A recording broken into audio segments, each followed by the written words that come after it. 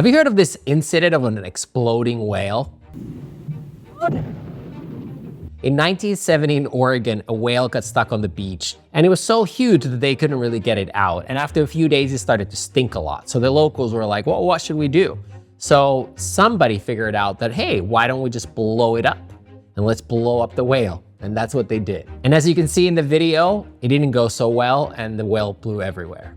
Fortunately, no human was hit as badly as the car. However, everyone on the scene was covered with small particles of dead whale. That's a great idea, actually, to blow up the whale, because you couldn't really carry it. It was hard to chop and this and that, so that would be easily done with it. But it was the wrong decision, and they paid the price. Now, if you zoom out and think of the world, there's a lot of great ideas that end up being wrong. But then people afterwards say, well, that was a dumb idea. But if you go back to it, there was reasons why people felt initially that was a good idea, and those were probably worthwhile things to explore, but then they ended up being wrong at the end somewhere along the way.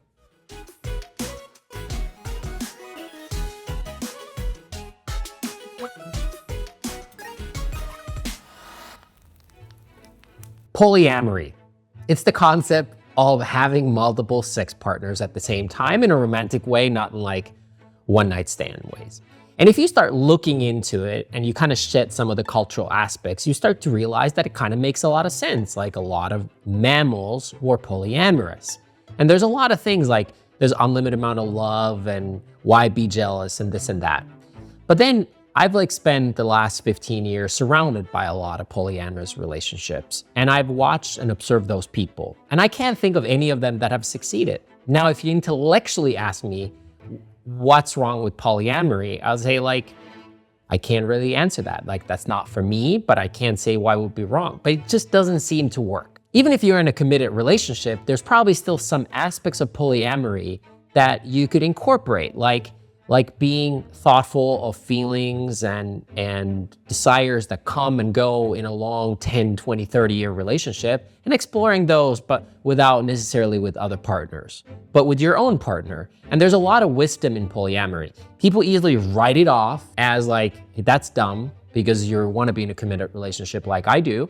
Or you could say that, hey, it's awesome and it's what everybody should do. That's what we're evolutionarily designed to do. And you read one book, Sex at Dawn, and then you give everybody a copy of Sex at Dawn. And probably the truth is in the middle. And there's wisdom in polyamory, but it's probably wrong and it doesn't work in real life. Maybe the most famous example of something that is very interesting, but probably wrong, is socialism or communism, whatever you want to call it. It's just kind of like keto diet versus Atkins. It's the same thing, it's just different package around it. Socialism makes a lot of sense for a lot of people as a kind of counter to capitalism. In capitalism, a lot of people have suffered. There's been a lot of challenges of capitalism to certain subset of society, and that has driven a lot of negative effects on our environment as well. So it does make sense that, hey, is there a more fair way to operate as a society? And then maybe in micro scale, like on a family level, socialism have worked, or maybe in a small society has worked.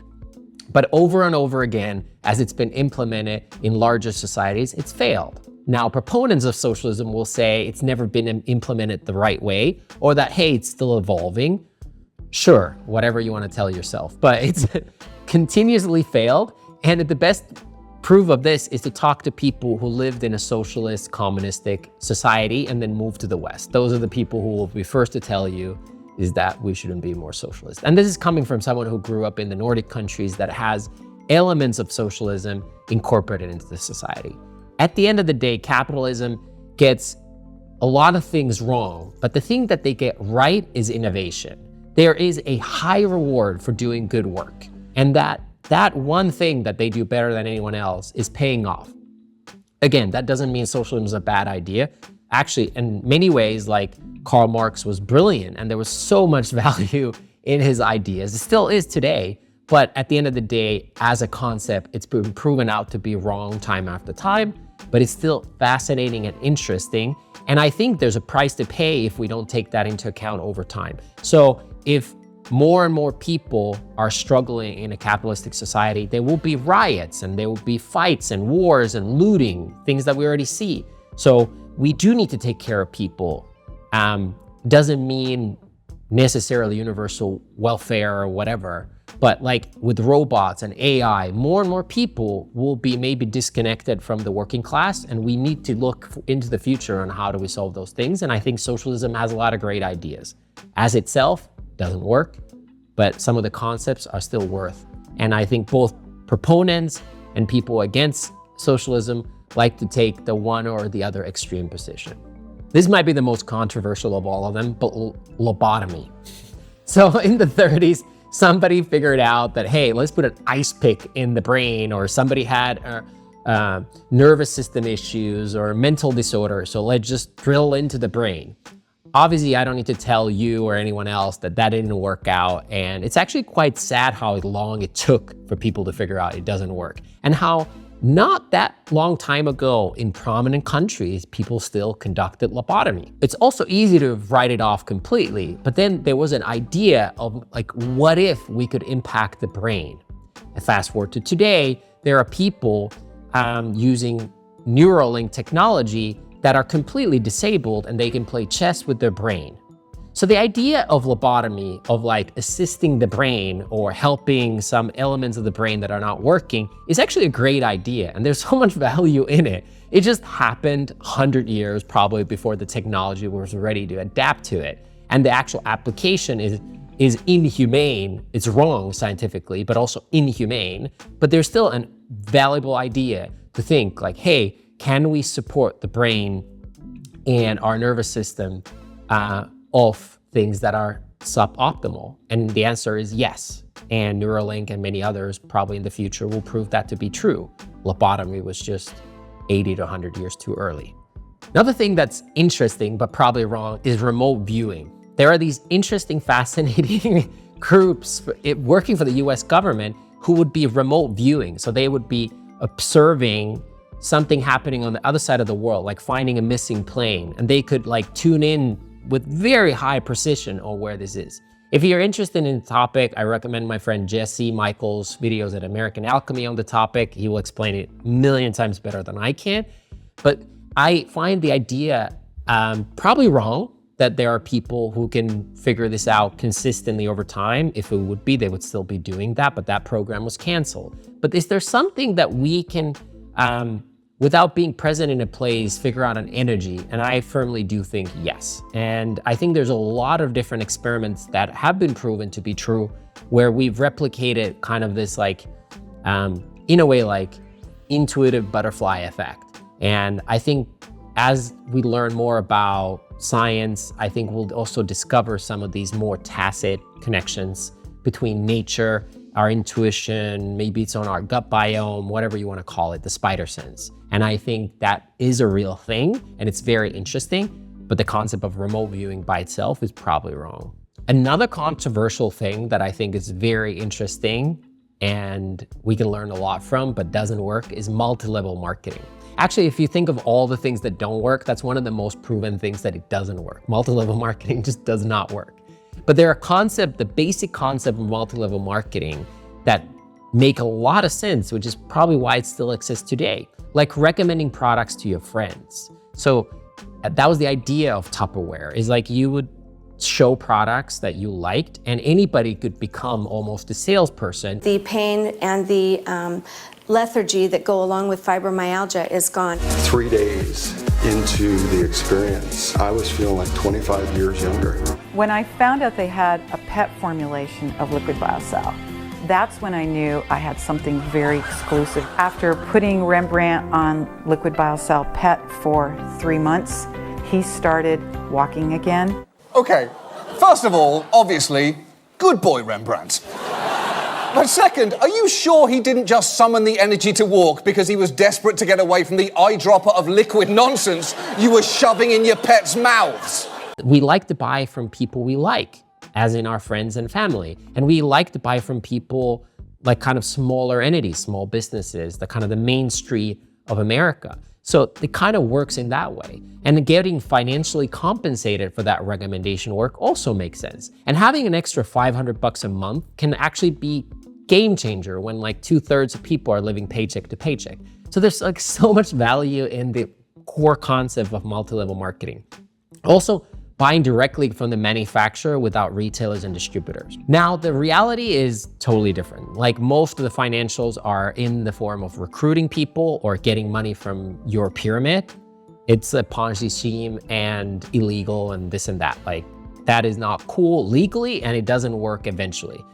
Secondly, it's not that much cheaper. A lot of multi-level marketing products are very expensive. Even though they come directly from the distributors, to pay that whole pyramid, they end up marking them up way more than they should. So the idea of buying directly from the manufacturer doesn't even work. And then people are greedy. There's a lot of like get rich quick, buy your Lamborghini stuff in that space. That's not cool. The whole point of like, hey, you're a mom, you wanna be a mom, you don't wanna work full time, but you have some extra time. Why don't I invite my friends over, we'll catch up, talk about family.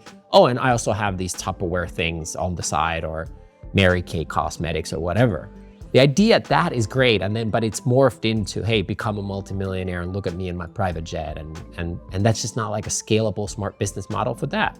Better off building an online website that sells first books and then CDs and then everything else. Last thing that's very, very, very, very interesting, but probably wrong, is cryptocurrencies. I've been fascinated by this topic a lot, and I think Bitcoin is actually brilliant. And like the whole Satoshi thing is just brilliant. And there's so many things right about it. The decentralized finance is brilliant. I love the speed, the efficiency. It's honestly one of the coolest things invented since the internet. And I think there's so much there, and I think we're headed towards there. And in a way, like we are already not in decentralized finance, but digital currencies are really already a thing. And where I grew up in Finland, I already remember 20 years ago, they were a thing. And what is money anywhere? What's gold? These fiat currencies are completely broken, and we know it.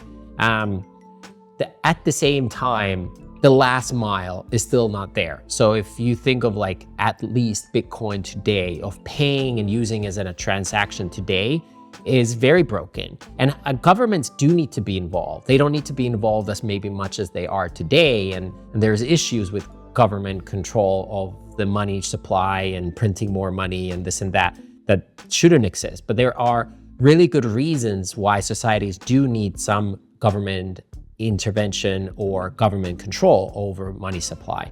So I don't think Bitcoin works in a scalable way. It has been proven, and I own Bitcoin and I've owned since 2012, so I've been lucky with it. But I do think that Bitcoin is proven out to be kind of a store of value, an investment vehicle versus a currency for daily exchange. And same goes, I think, for Ethereum that I also own. I will continue owning them. I'm a huge believer. I'm excited what future innovation comes from it. Maybe this is like lobotomy, where it's just like 100 years too early or 50 years too early. And I think there's value in storing or investing in cryptocurrencies. But Bitcoin to replace the fiat currencies, I think it's fundamentally wrong. It doesn't still mean that isn't interesting and insightful. This all reminds me of one of my favorite sayings called neti neti. It's Sanskrit, it means not this, not that. So what works for you when you're 20 might not work for you when you're 40. Or what works for you might not work for your neighbor. Or what works for society at one point might not work at another point. Or vice versa. It didn't work 100 years ago, but might work now. It's easy to write off ideas as good or bad. But if like millions or even billions of people adopt the thing like socialism or polyamory or multilevel marketing, there's something there that's working. But we can also say that after millions or billions of people have done it for years that it's not working. So it doesn't still mean that the fundamental ideas or the problems they were trying to solve are not problems worth solving. Maybe they were just too early, too ahead of time, and there's a better solution. Like multi-level marketing, maybe TikTok shops and affiliate marketing is a better way to do that exact same thing, but in a more scalable, ethical way. So hopefully you found value out of this video. If you did, leave a comment below. Please share what you think is an interesting idea to you that's still likely wrong, or at least partially wrong. I would love to hear from you. And if you enjoy the content, hit the like button, subscribe, and put the notification bell so you don't miss any future content. Thank you for joining. See you in the next video.